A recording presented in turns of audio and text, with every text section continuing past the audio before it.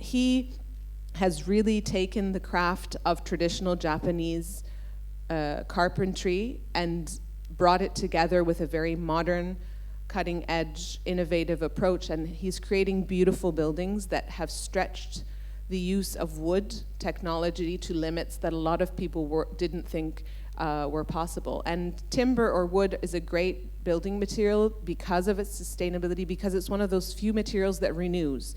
When you cut down a tree, if you balance it well enough and you don't cut out too much, it will renew itself and grow back again. You can plant another tree. So it's one of those resources that we can regrow, not like stone or earth or other things or water that are limited as resources on our planet. Timber is one of the few resources that we can build with that's actually renewable. The French government in 2010 passed a law that prevents homeowners from building homes of a certain scale with any material but timber, to make sure that that becomes the primary material that's being used throughout France. So Shigeru has really used timber in very interesting ways. Here is a building, the Tamida office building, that uses timber in the same way a steel structure is used to create high-rise, large-span office buildings using these traditional methods of connecting wood.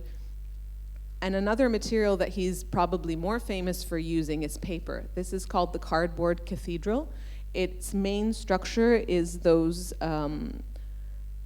cylindrical frames on the inside of the triangle, and those are made out of recycled cardboard. They're very heavy duty, they're treated with certain materials, so they're fire safe and they're very sturdy. And it's incredible that he can create these structures. He holds the world record for the largest span paper structure in the world. The next point I want to talk to you about is another Japanese architect, Tadao Ando. And the work that, or the point that I want to make with his work is that good design is understanding of the elements, light, air, and water. And I always tell my students, we forget that there are a lot of things in architecture that are for free. There are a lot of things, we spend a lot of money on finishing materials, on beautiful marble, on beautiful wood and ornamentation, but we forget things like light and air and water are for free. And they can really, when used well within our environments, add a dimension and add a quality to our spaces with very little expense if they're used properly. And possibly the best architect in my mind who does this is Tadao Ando. He was also one of the architects that I had the pleasure to work with in Tokyo in 2011 during our UIA Congress there. And he has built throughout his career many churches, and I feel that it's the churches that best symbolize how he uses light. And he uses light, as he has told us, almost as a material itself. So it's the only architectural material that has a life to it. It moves, it changes throughout the day. So this is an image in one of his churches at a certain time when the light lines up with the cross in the north facade of the building. And that changes throughout the day as the sun sets and the sun rises. Its angles change throughout the year from summer to winter. So you get a different experience every time you're in the church. But this idea of light being a material and being able to define space and create space and give you a certain spiritual experience inside a space, I think is a trademark of one of his that is very successful. This second church was called the Church on Water. He uses water in this case to reflect the idea of the cross and the idea of the church, and the church is almost floating, which is to me very interesting because historically, when those of you who have studied history of architecture, religious buildings were always presented as buildings of strength, as buildings of dominance. The cathedral was always the biggest building in the European city. It was usually the highest, usually the strongest, so it was a question of dominance. And what he's presenting is it's a question of humility. It's very light, it's very almost transparent, it seems like it's floating, which I think is a very beautiful use, again, of something that's a very inexpensive material, and it gives you a wonderful quality of reflection, which is water. And this last church, it's the Church of Mount Rocco, where he uses the inverse of what we saw in the first slide, where it's not the light that represents the cross, but the shadow. So as the sun moves through this window on the left, a shadow is cast on the ground that represents the cross, And again, that cross moves in the chapel throughout the day. And as you know, churches are always oriented north, south, east, west along the cardinal points. So there's a very specific track that he understood of where that shadow would move throughout the space and throughout the day. So the next group of slides represents a principle of good design being creating an architecture that dissolves boundaries. And this is something that I focus a lot in my studio and with my students. And I think it's very important that we don't look at design as it has to be either or. It has to be open or closed. It has to be strong or weak. It has to be up or down. It has to be in or out. It has to be natural or man-made. It has to be poor or rich. We need to find a middle ground. We need to be able to break down those boundaries, that it doesn't have to be either or, it can be both. And I think one of the best examples of this, and he's the person who brought to my attention this binary approach that we take to design, an architect called Rahul Malhotra, who is now at the Graduate School of Design in Harvard, but has a practice in Mumbai. And I really admire Indian architecture and Indian architects because they have such a similar sensibility to ours. They have a culture that's very similar to ours, cities that are very similar to ours. There are a lot of issues that we can learn from how Indian architecture and Bangladeshi and Southeast Asian architecture can be relevant to what we do here in our culture. So this building may be not as romantic as the churches of Tadao Ando. This is an office building for a tech company. I think it's in Bangalore, if I remember correctly. And you see here in the lobby of the building someone who seems to be very clearly an executive, and a woman who seems to be very clearly a traditionally dressed Indian woman, who is most probably a janitorial or custodial worker in the building.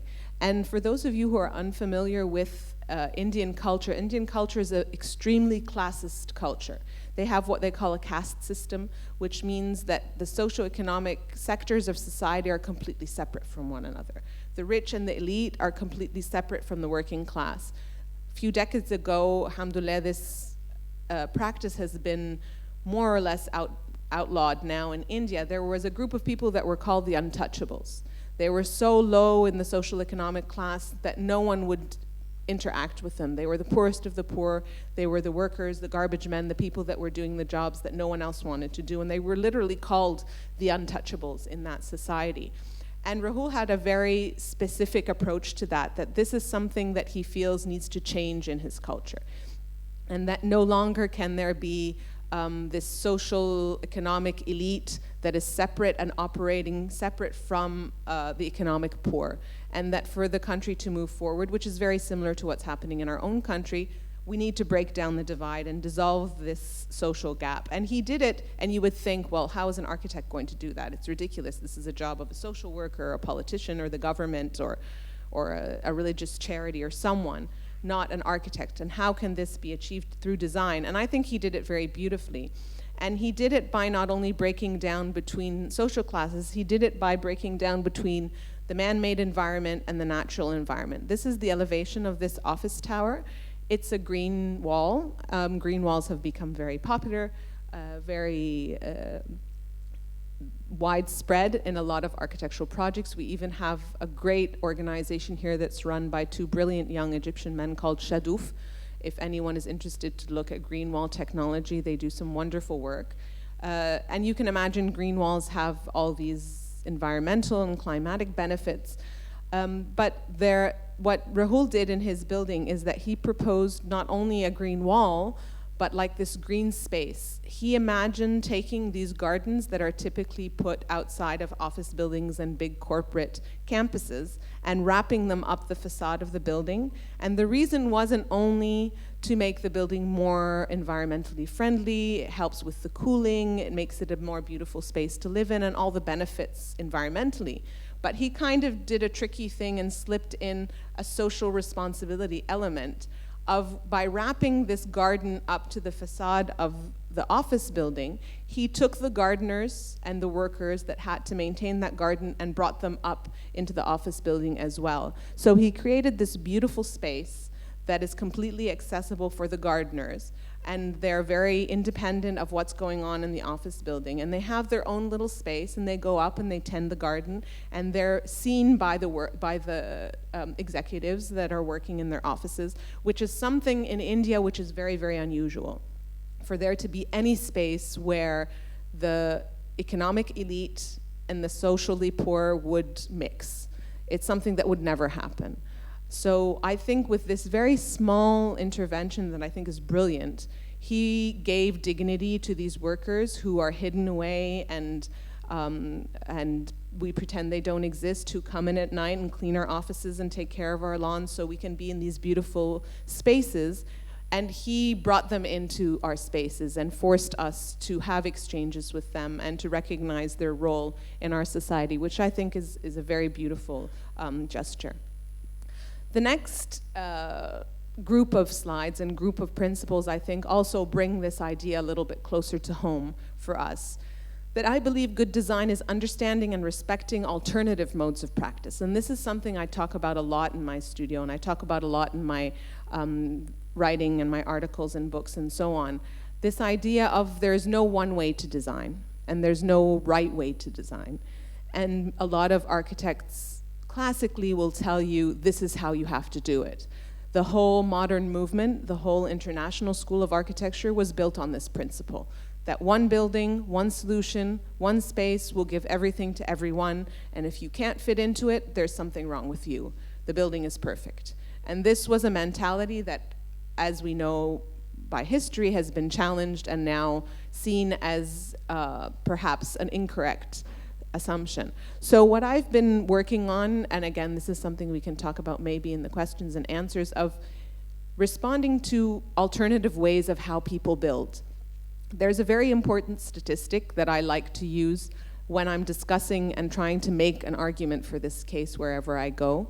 I recently presented it to the Vice President of the Royal Institute of British Architects, who's responsible for their international affairs. So you would expect a man who understands what's going on in the rest of the world.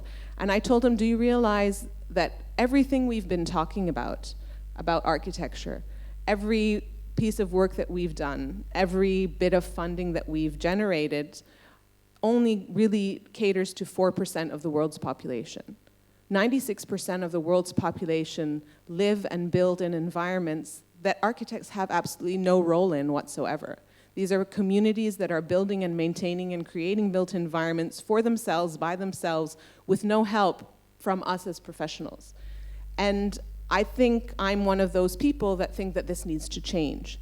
Not that we know better, that we need to stop this 96% for building for themselves, but we need to learn from how they must be successful if they're able to have this majority stakehold over the built environment. They must be doing something right. Yes, there are drawbacks. And I'm talking about the informal sector. I'm talking about what we call في مصر العشوائيات. And I think it's interesting that we call it بالعربي العشوائيات, and in the West they call it informal, because عشوائيات talks about chaos, so it's immediately a negative connotation. A colleague of mine who's doing some brilliant work about العشوائيات called Yahya Shawkat, he has a whole series called الحق في السكن. It's a series of documentaries that you can see for free on YouTube. And one of the documentaries is called دي مش عشوائيات يا باشا دي مجهودات ذاتية, which I think is an excellent definition. Because it is مجهودات ذاتية. It's people mobilizing, financing, and building for themselves. We may not, as an architect, have built that way, but they are producing 96% of the world's built environment. We're only producing 4%. But still, we feel we have a right to say this is how it needs to be done. So I like to challenge myself and my students, and you, hopefully, to embrace alternative ways of doing things. There are different ways of creating the built environment that we have to understand. One great example of this type of understanding and respect for alternative modes of practice is a project that was done and discussed actually here on this table between myself and other colleagues with one of the partners in the firm Urban Think Tank, Lindsay Sherman. Urban Think Tank is a South American-based practice, and the project that we're seeing here is not a project that they've built. It's a project that they've documented and studied and researched and presented a proposal for. This is called Torre David, which is a office tower in downtown Caracas, Venezuela. It was built much like we have our own Torre David in Zamalek, a tower that was built decades ago, and for one reason or another, it has never been occupied. And that's what happened in this building. It's this concrete, huge, multi-story tower, and it was never occupied. Probably the funding of the developer fell through, or something happened, or the laws changed, something happened, that the building was never completed, and the clients never moved in. So it's this abandoned tower in the middle of a very dense, very overpopulated city. And naturally what happened is the informal sector moved in. They moved in and took over completely this entire tower. And they created for themselves, and you're talking about a tower that doesn't have services in it. It's incomplete. So there are no elevators. There's an adjacent garage with a ramp that they use with their bicycles to bicycle up to the upper floors. And it's interesting because it's such a vertical tower that it's become like vertical neighborhoods. So every 5 or 6 floors, which is the walkable distance, are like a little community. So you live in that community, go up and down. I urge you to go online and take another look at this project particularly because it's a fascinating project. There are shops, there are schools, there are daycare centers, there are pediatricians, pharmacists, football pitches, everything you would imagine that needs to be provided in a community is provided in this tower.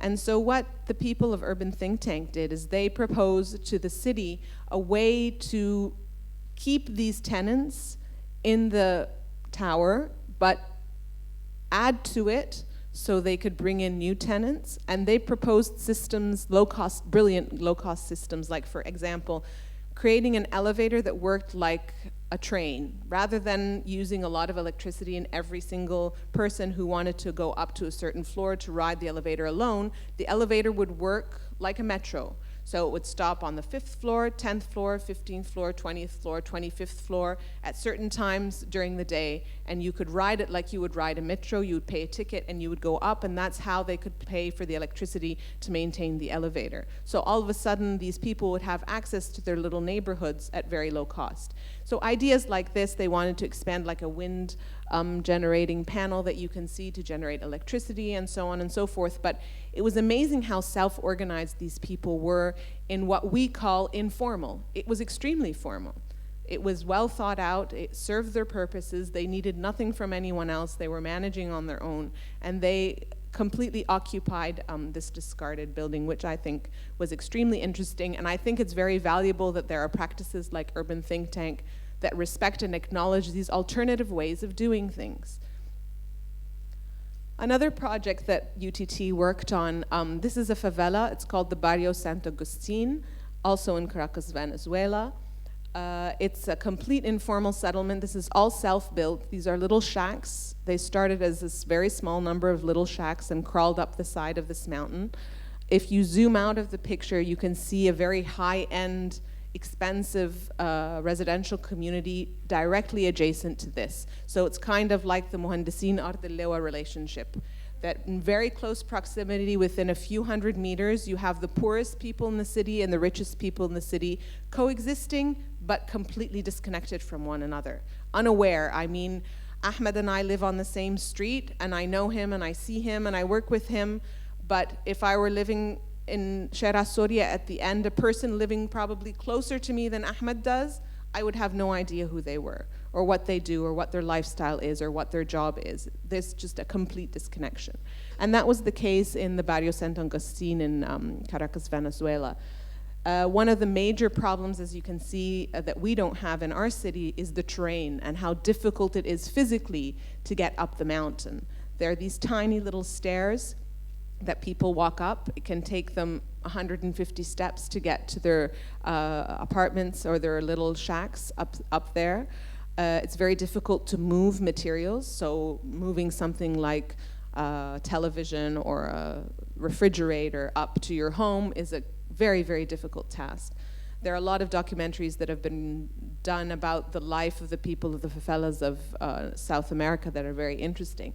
But what Urban Think Tank proposed, which I thought was genius, the city of Caracas was proposing creating transportation networks to connect this favela to the city, because that was the demand of the people of the favelas. So they were going to displace and bulldoze thousands of people from their homes to create these roads and ramps so they could drive up to the sites and give access, vehicular access and public transportation access to the favelas. But that means that there were tens of thousands of people that all of a sudden would be homeless, which is something that happens in our city as well. To build the ring road, we displaced tens of thousands of people to give access. So what UTT Urban Think Tank, Lindsay and Hubert and the rest of them proposed, this is the picture of, at the bottom of the slide, is that elite community of Caracas, and the barrios to the right. The yellow marks the public transportation network, or the metro that already exists in Venezuela, and the loop to the right is their proposal to connect it. But they didn't propose to connect it by an underground tunnel, which would be very expensive to build, and they didn't propose to connect it with above ground trains, which would have to displace people, but they did something that I thought was actually very fun. They did like a cable car, telefric. So it's a cable car system that connects the people of the favela to the main stations, and there's a big station at the top, and there are other stations along the way. And what's interesting is when they build these stations that come down to the ground, in each point where they come down to the ground, first they identified where there were empty plots and buildings that were falling down anyway, so they placed themselves with the minimal disruption to the community. But whenever they touched ground, they brought with them services for the people, medical services, schools, cultural centers, things that the people couldn't provide for themselves. So just these little points, very, I mean, relative to a government's budget, very small budget projects that you can just pinpoint, and by doing so, they've completely revitalized this entire community. And it's become a huge tourist attraction to people visiting Caracas. When the people found that their rooftops were now visible, because before nobody could see the rooftops, they started upgrading and improving the rooftops themselves, painting them colors, planting their roofs, taking care of them. So all of a sudden, this community that was run down and thought of as this black mark that needed to be destroyed became something of value to the city with a very simple, relatively inexpensive solution. And I think it becomes a really beautiful space, a space that we look at El Ashwa'iyat as such a terrible negative space can become, with very small interventions, a very interesting and productive space for our cities. So our next point also plays on this idea of informality and how we can learn from informality and how we can learn from this other 96% and what they're doing. So good design is understanding people's traditions and their community's structure and building for it rather than against it.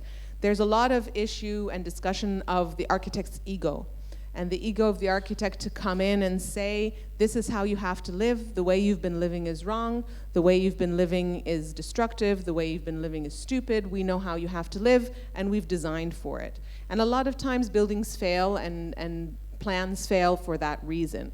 I'm a believer of, you have to respect the tradition of people and how they practice what they do, because there's a reason these traditions exist. They are things that have been generated over decades, if not centuries of time.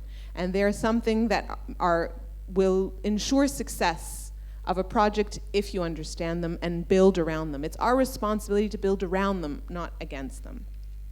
So this sketch, and I wish I could zoom in on it more for you, this is an axonometry of a piece of very important architectural history that is now no longer existent. This is the walled city of Kowloon, which is in Hong Kong.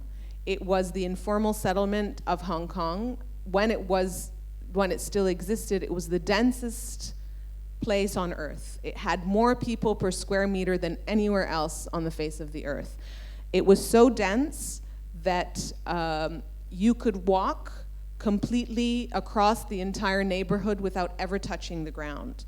The buildings were so close together, it would take just a meter or a meter and a half of a small wooden bridge to cross from one person's apartment to the next. And it was layers and layers and layers of people just stacked on top of one another. Eventually, the city of Hong Kong just blew it up, got rid of it, bulldozed it off the face of the earth, and it no longer existed. But when it did exist, a few architects took the effort to document how it worked, because it worked. There were millions of people living in this tiny neighborhood, and they were working, they were functioning. They were going to work, they were making a living, they were taking care of their children, they were receiving their mail, they were managing their garbage somehow. And it was almost an anthropological exercise to figure out how it worked. And I think that this is a very extreme case, but the similar exercise could be done in many of our environments. It's our responsibility as a designer, before we go into a place, to first understand how it works, before we begin to claim that we know how it should work. So another group of architects who are MVRDV, the one partner that I worked with, Natalie de Vries, and her founding partner, Winnie Mass, are some of the more interesting architects because they work in a mode that I, as an academician, really respect, which is a research design mode. They do a lot of research to support their design decisions. They don't just go in and say, this is how it needs to be done. And they conducted a really interesting project in Korea, in South Korea, a few years ago, with a lab that funds city research. And they came up with what they call the vertical village